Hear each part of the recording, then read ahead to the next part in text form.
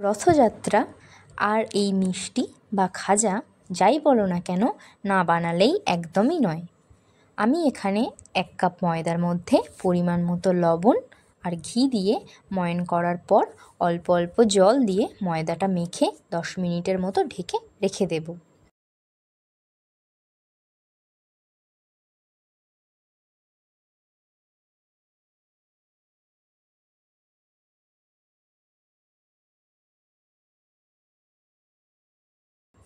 এরপর চিনির শিরাটা করার জন্য ঠিক যতটা পরিমাণ চিনি দেব ঠিক ততটাই জল দিয়ে দিয়েছি।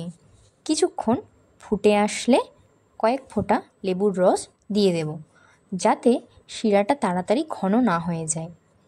এরপর হালকা চিট আসলেই শিরাটা নামিয়ে নেব।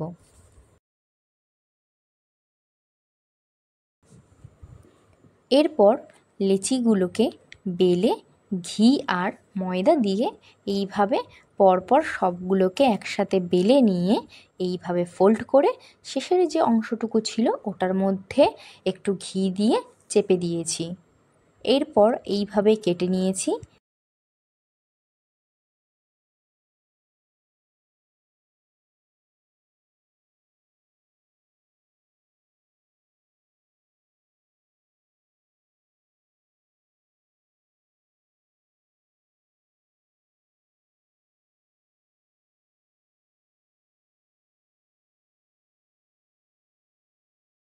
এবার এগুলোকে ভেজে নেওয়ার পালা।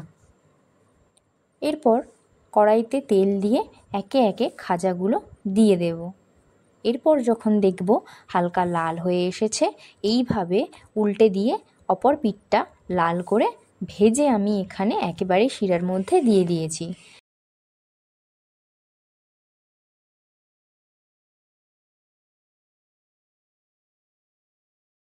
শিরার মধ্যে দিয়ে একটু উলটপালট করে নেব, যাতে রসটা প্রত্যেকটার মধ্যে ভালোভাবে ঢোকে।